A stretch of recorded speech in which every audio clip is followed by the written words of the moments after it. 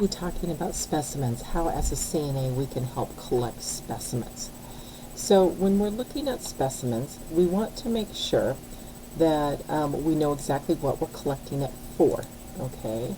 So we're going to start with urine specimens, and the first one we're going to look at is a random urine test.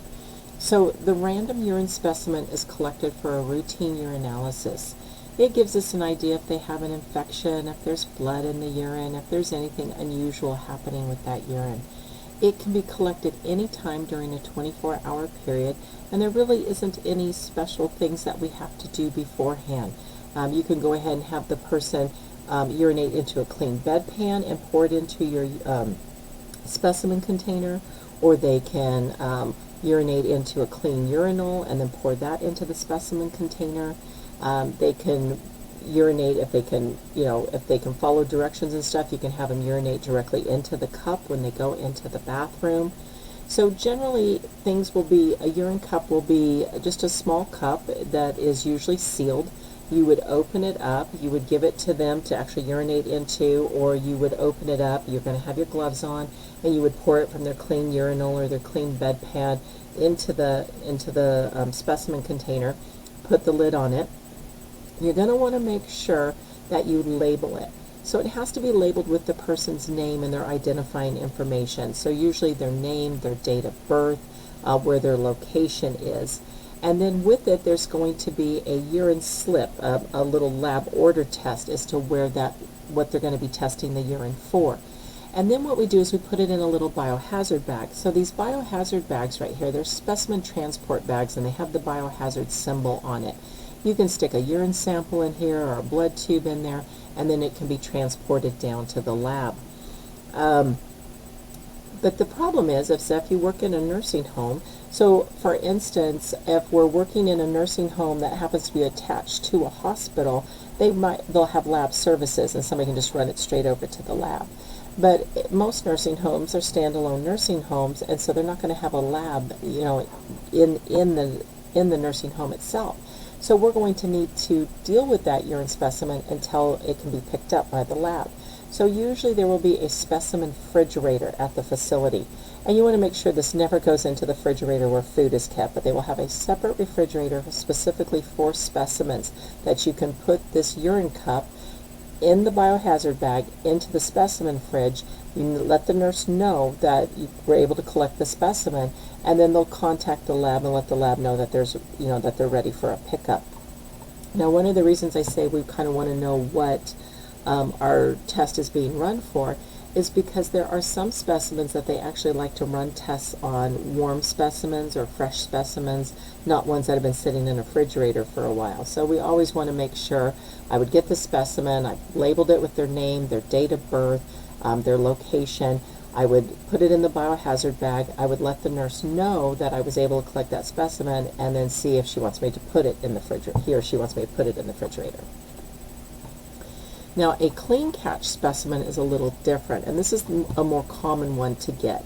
So a clean catch specimen is also called a midstream or a clean voided specimen.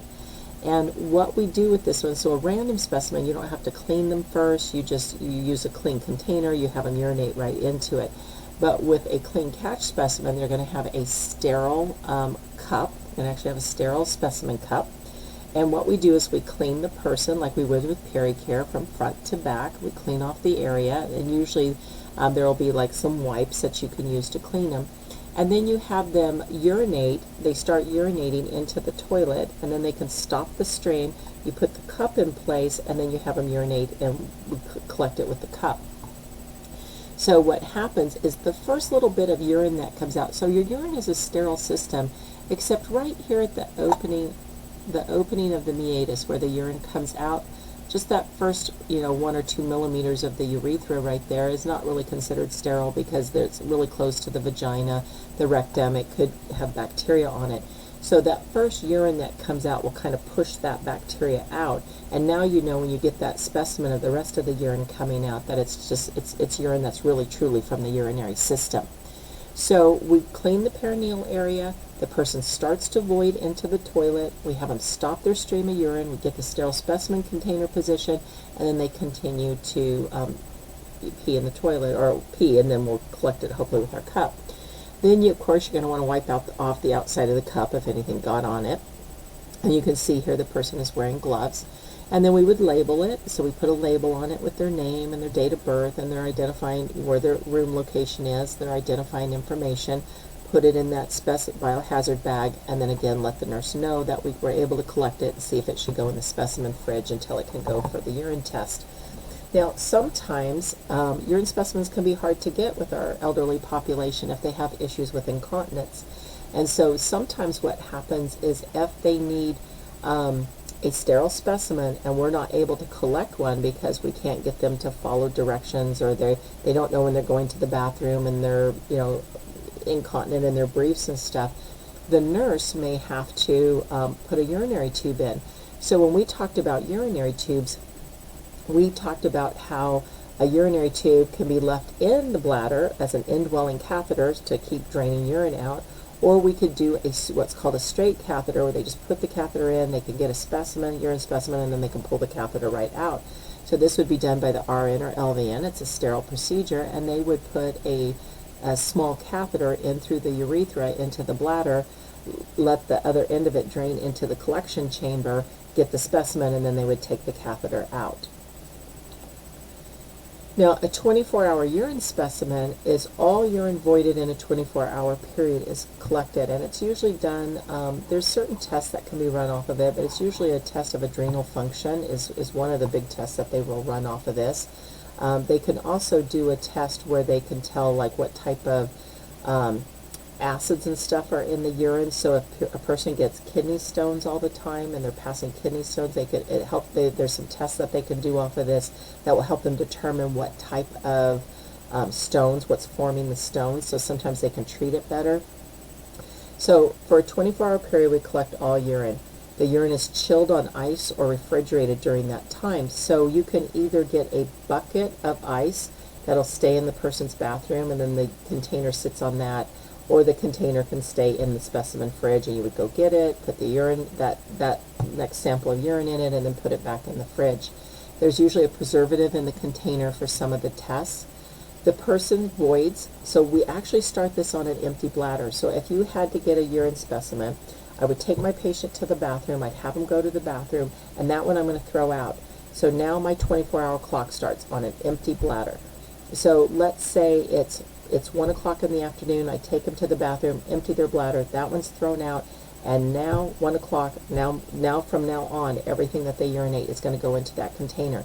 At 1 o'clock the next day, I take them into the bathroom, have them urinate one last time, that one's going to go in it. So for 24 hours, we're collecting that urine. Now, the trick with this is, with our elderly population, is if they don't follow directions real well, this is a very hard test to get.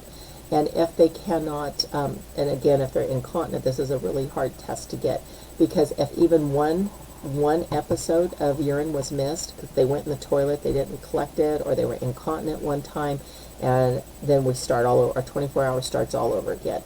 If they took toilet paper and they threw it into the specimen, we start our 24-hour clock all over again. If they were incontinent of bowel movement in with the urine, or they had any bowel movement with the urine, our 24-hour clock starts all over again. So this can be a really difficult test if someone cannot follow directions well. So if it's really critical that they do a 24-hour test on a person who can't follow directions, a lot of times what they'll do is they'll put that urinary catheter in, an indwelling urinary catheter for 24 hours, collect all the urine, and then pull it out. So, but we start on an empty bladder, and we collect it for a full 24 hours, and if we've missed one voiding, any toilet paper in it, or any bowel movement in it, we have to start all over again. This is what the containers look like, so they're fairly decent sized containers. A couple other urine tests that can happen is a double voided specimen, or what we call a fresh fractional urine specimen, where the person voids twice. So they want to run the test on fresh urine, not old urine that's been sitting in the bladder for any length of time. So they have the person go to the bathroom, empty their bladder, and then for 30 minutes, and then we wait 30 minutes, and then we have them void again. We know they're not going to have a lot of specimen, but it's going to be fresh urine. And so that's how we would do a fresh fractional urine specimen. And the urine, a lot of times, is used to test for glucose and ketones. If we have to get a urine specimen on a baby, I know there's probably a fancy name for these things, but we've always referred to them as wee bags, so that's the only thing I know what to call it. But it's these bags that you see right here, and what we do is we clean off the peri area of the baby. This just has sticky tape on it, so you just unpeel the end of it, and it just sticks right around the perineum, and we just leave it on there until they urinate, and then you can actually even put their diaper over that. And then when you check them again, they should just have urine in there because it's just going over the front of the perineum area, not over the rectal area. And then once there's a urine specimen, you just go ahead and peel it off, and then you can tear open the bottom part of it and put it right into your specimen collection jar. Now, reagent strips are where we can just dip a strip into the urine and then hold it up to the bottle. You can do this for glucose, for ketones, for blood, for pH. There's actually, to see if there's any bacteria in there. So it'll give you a quick idea if there's anything wrong with that urine. And so blood is a really common thing to check for this. Injury or disease can cause hematuria. Hematuria means blood in the urine. And sometimes blood is seen in the urine. Sometimes you can actually see it, but sometimes it's hidden. So one of the terms of hidden blood is occult blood. Okay, that means hidden blood. And so we can have a hidden blood in the urine that you might not be able to see, but the test strips will pick it up. So you just get a regular urine sample. You just dip the end of the strip into the urine, and then it'll tell you whether you need to wait 30 seconds or 15 seconds or 1 minute. It depends on the type of test you're dipping it for. You don't touch this end of it, and of course we're always wearing gloves when we do any type of specimen. But dip the strip into the urine and then compare the strip with the color chart on the bottle at the designated time interval. So they're really fairly easy to use. They're not really too difficult. Now this here, again, I know there's probably an official name for this, but we always refer to them as urine hats. Because truthfully, if you took this out of the toilet, it looks like its top hat is almost what it looks like. But it will be marked with ounces on one side and cc's on the other. If you're collecting urine, it can go here along the more up, and if you're collecting bowel movement, it could go more towards the back. But if you're trying to collect urine or a bowel movement for a specimen or something, this is what we can use to help collect it so it just doesn't go down into the toilet. If you have a person that has kidney stones, so let's say the person has a kidney stones, that's maybe what they're there for, or they're thinking that, or even if they're there at the facility for another reason, but now we think that they might be passing a kidney stone, we're going to strain all urine. So anytime we think that there's a kidney stone, we strain the urine. So they have these strainers, these little individual disposable strainers, that you would actually collect the urine either in one of these urine hats, or if it's for a male, in a urinal, and then you pour it through the strainer into your graduated cylinder. If there are any stones, if you actually collect any stones, then we put those in a specimen jar. We label it with the person's, name, birth date, identifying information, room location, and then we give it to the nurse. And they will usually send it to the lab because they want to see what's causing the stones. Kidney stones are made up of different things. There's what we call struvites and oxalates and phosphates, and they want to know what's causing the stones because then they can sometimes better treat them if the person's getting them frequently. So stones, a stone is called a calculus, and so it can develop in the kidney, the ureter, or the bladder, and they vary in size. If they're going to pass through the body, they have to be fairly small, but some stones are like the size of golf balls, and those are generally going to need some surgery to get those out. So we're going to strain all of their urine, and any stones that we do strain, that we do collect, we send them to the lab. Now, stool specimens, okay, so when if they need to do a test on the person's bowel movement, they can check for blood, they can check for fat, they can check for organisms, they can check for worms, all kinds of abnormal content. It cannot be contaminated with urine. So if we need a bowel movement sample, if we need a stool sample, we're usually going to tell them to go pee, and then we'll clean them up after that, and then let them have the bowel movement, because we don't want urine in with this. Okay. So some tests require a warm stool sample. So when we do get our specimen, we want to make sure that we check in with the nurse, let them know we were able to collect our specimen, and find out what they want us to do with it, if it needs to go in the fridge or if they want us to leave it out. So generally what you do is when a person has a bowel movement, you take a tongue depressor. This is a tongue depressor. It looks like a large popsicle stick.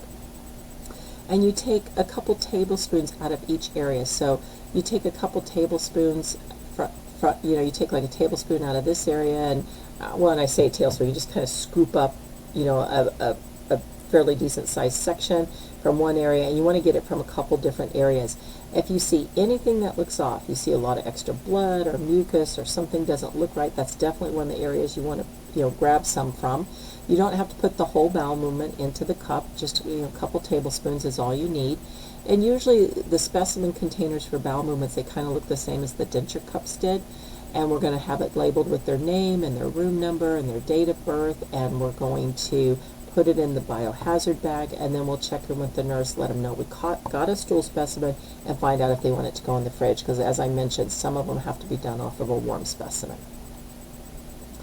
Now, as far as testing stool for blood, often blood, it can be seen in the stool. So one thing to keep in mind is, so when your intestines are bleeding, if the bleeding is from the stomach or the upper area of the small intestines, usually the stool is going to be kind of black and tarry looking. I mean, it actually looks kind of like tar coming out. And so melena is blood in the stool. So if we see black and tarry stool, they may be bleeding in their stomach or their upper part of their GI tract. If the bleeding occurs in really small amounts, you may not be able to see it with your eyes, and so that's called occult blood or hidden blood. And so there are occult blood tests that we can do, just quick little tests on the stool just to see, kind of like those urine strips where you just dip the strip in just to check to see if there's blood or anything in it. They have little kits that you can do for stool specimens as well. So black tarry stool is usually bleeding in the upper stomach. If it's lower in the intestines, it might be more of a maroon color, and if it's right around the rectal area, a lot of times it looks like fresh red blood coming out. But again, many times the blood will be hidden, occult blood. So what we do is we take a stool specimen and we take a little popsicle stick and we dip into one area of the stool and we smear it on this litmus paper, and then we dip into another area of the stool and we smear it on this side, and then we fold this flap down. Then you turn the whole thing over, so you turn it upside down, and there's a flap on the back side, and you put a reagent on it. You put a couple drops of reagent on it, and if there's blood in it, the litmus paper will turn blue. So then you know that the person is bleeding somewhere in their intestinal tract, and then we know that they're probably going to need to go for more tests just to kind of see what's going on. But it's a really simple, easy thing to do. It's not something that it's not even something they send to the lab. It's usually something that the nurse, you'll take this, you'll get your popsicle stick, smear one side, dip into another area, smear it on this side, and then you'll close the flap and you'll take it to the nurse will flip it over, open up the back side of the flap, and just put a couple drops of the reagent on it, and then they'll be able to tell. Now, sputum specimen, sputum is mucus from the respiratory system. It is not saliva. So if a person is you're trying to get a sputum specimen, which means we're wanting them to cough up secretions from down in the lungs, and they're just kind of spitting like, and they just spit into it, you might as well not bother to send it. It's not what they need, and they're not going to be able to run the proper tests on it, and they're just going to tell you to bring them another specimen. So sputum specimens are studied for blood, for microbes, and for abnormal cells. The person coughs up sputum from the bronchi and the trachea. So the easiest time to get this is usually first thing in the morning. So if you think about it, like if you've ever had a cold and been really congested, and you've been sleeping all night long, you finally got to sleep, and you've been sleeping all night long, and so your secretions just kind of settle in one position, when you finally get to sleep. And then you get up in the morning, and as soon as you get up, all the secretions start moving around and stuff, because you're moving and you're taking deeper breaths. And so that's what generally happens. And so then all these secretions are kind of rattling around in the chest, And that's a good time to try to get them to cough them up and spit them out. We can actually collect a sputum specimen any time of the day. I'm just saying morning is generally one of the easier times to do it. We do not want food in there. So if they just ate and haven't brushed their teeth, we don't really want food to come out with it. We don't want toothpaste in it. So generally, if you're going to try to get this first thing in the morning, it's okay to give them something to drink. It's okay to give them a drink of water. But then usually we're going to want them to try to take some deep breaths and cough up from deep down in their lungs and cough up the phlegm and the junk that's down in their lungs. And then we would send that down for the specimen. Now, blood glucose testing, depending on where you get a job as to whether or not you're going to be allowed to do this.